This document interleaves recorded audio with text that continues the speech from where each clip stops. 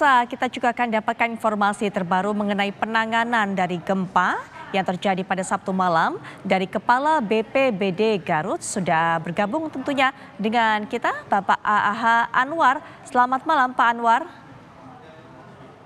Selamat pagi menjelang siang, Pak. Baik, selamat pagi Pak Anwar. Pak Anwar, bisa diberikan informasi kepada kami bagaimana penanganan terkini mengenai gempa ini?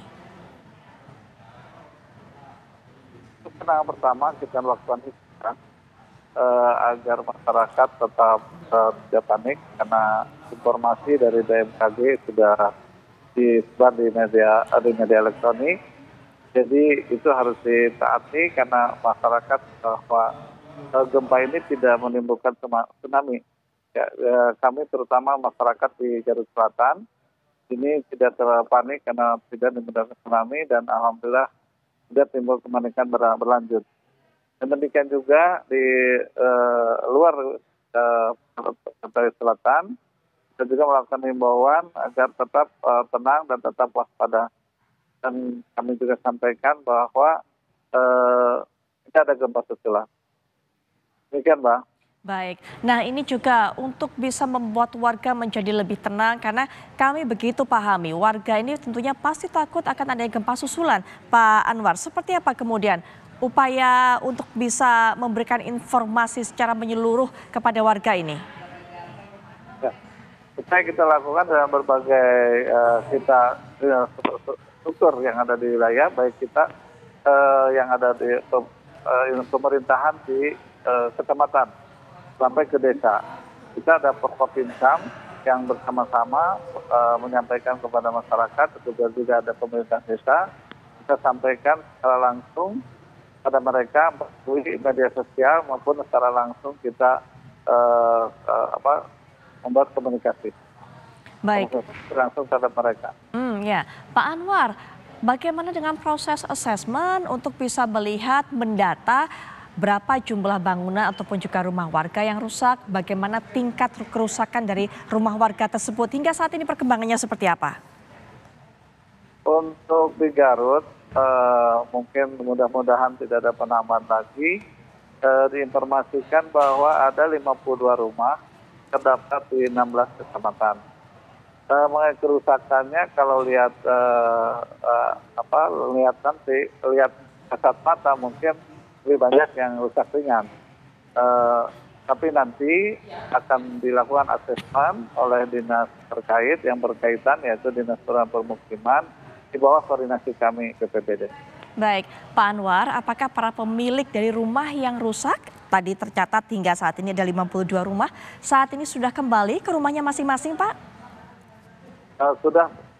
Jadi karena kerusakan yang tidak terlalu masif, yang dikategorikan nanti rusak sedang atau rusak ringan, jadi tidak menimbulkan kerusakan terhadap bangunan inti. Jadi kami sementara ya, tapi sudah kembali ke rumah masing-masing dengan tidak adanya pengungsi. Iya, Pak Anwar, kondisi rumah rusak ringan seperti yang Bapak katakan tadi, apakah artinya memang rumah tersebut masih layak, masih bisa untuk ditinggali? Masih, Bu. Dari hampir semua rumah itu masih layak untuk ditinggali. Namun demikian tentu nanti dari asesmen yang dilakukan oleh dinas terkait nanti menjadikan referensi untuk kebijakan pemerintah daerah. Baik, Pak Anwar, apakah masih juga disiapkan posko-posko atau mungkin tempat penampungan jika memang hal ini seperti terjadi lagi sehingga perlu proses evakuasi warga? Apakah masih disiapkan hal seperti itu?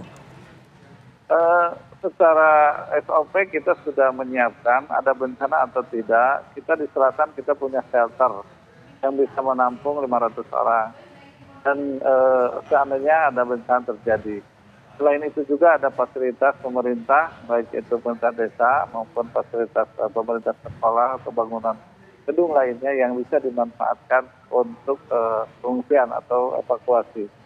Namun sampai saat ini belum ada laporan yang digunakan untuk pengungsian ataupun evakuasi keluarga yang terkena gempa, bencana gempa ini. Baik, adakah bantuan lain yang diberikan Pak? Tentunya mereka juga mungkin butuh makanan pokok dan sebagainya pada hari ini. Apakah memang mereka mendapatkan itu Pak? Tentu Pak, tentu pasti kita lakukan itu karena kita dalam satu komando, dalam satgas sekaligus kita dalam kondisi tanggap darurat juga dalam keadaan bencana longsor. Jadi kita sudah dalam satu kesatuan nanti dinas terkait yaitu dinas sosial juga memberikan bantuan, dinas ketahanan pangan, juga kami juga memberikan bantuan kepada yang terkena gempa ini. Iya, apa saat ini kebutuhan ataupun juga bantuan yang dibutuhkan oleh warga Pak Anwar? Untuk bantuan ya alat pelindung Pak, dalam arti untuk hujan karena kita masih dalam musim penghujan, khususnya mungkin terpal ataupun alat tikar untuk mereka berpindah sementara. Tapi sekarang sampai informasi sudah kembali ke.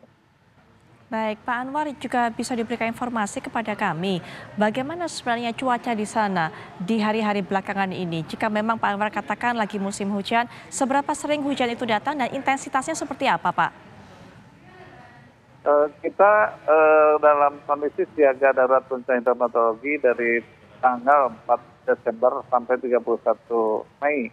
Jadi tentu curah hujan kita masih dalam keadaan tinggi sebelum apa yang disampaikan oleh pihak BMKG bahwa 31 Mei adalah akhir dari siaga darurat hidrometeorologi. Memang untuk kebanyakan atau keseluruhan dari wilayah Garut memang sekarang sudah menurun curah hujannya, namun secara lokal ini curah hujan malah semakin deras. Sehingga di akhir mungkin sekarang bulan Mei ini sebagai akhir dari siaga darurat hidrometeorologi malahan di beberapa lokasi ini tingkat intensitas hujan lebih deras dari biasanya, sehingga menimbulkan beberapa pergeseran tanah. Baik, Pak Anwar, setelah nanti dilakukan proses asesmen untuk memeriksa bagaimana kerusakan-kerusakan terjadi di rumah warga, proses selanjutnya seperti apa Pak? Untuk bisa warga ini mendapatkan bantuan pembenahan rumahnya? Secara kita secara simultan nanti kita lakukan, kita tentu pemerintah daerah akan mengambil kebijakan. Biasanya yang sudah beberapa kali terjadi atau sebelumnya itu memberikan bantuan, baik itu bantuan simulan untuk rumah ataupun bantuan sosial lainnya untuk membantu kehidupan warga sehari-hari. Ya, tapi pada saat ini Pak, apakah sudah ada bantuan yang diinginkan oleh warga? Maksudnya warga mungkin melapor kepada pihak BPBD, kepada tim dari Pak Anwar ini, bantuan apa yang diinginkan atau begitu dibutuhkan pada saat ini? Kita masih asesmen. Jadi nanti ada pernyataan resmi mengenai data dan apa yang harus kita lakukan karena menyangkut kita harus cepat sasaran. Dan bantuan-bantuan itu harus dinyatakan dalam kondisi ataupun kebijakan pemerintah daerah yang dilakukan untuk kebijakan Bapak Bupati. Baik, Pak Anwar, terima kasih sudah memberikan informasi kepada kami di sela-sela kesibukannya menangani gempa yang terjadi di Garut, Jawa Barat. Selamat pagi, selamat melanjutkan tugas kembali Pak Anwar. Dan pemirsa, kita akan terus memperbaharui informasi dari beberapa daerah yang terdampak gempa ini tentunya. Tapi setelah jeda, kami akan lanjutkan breaking news.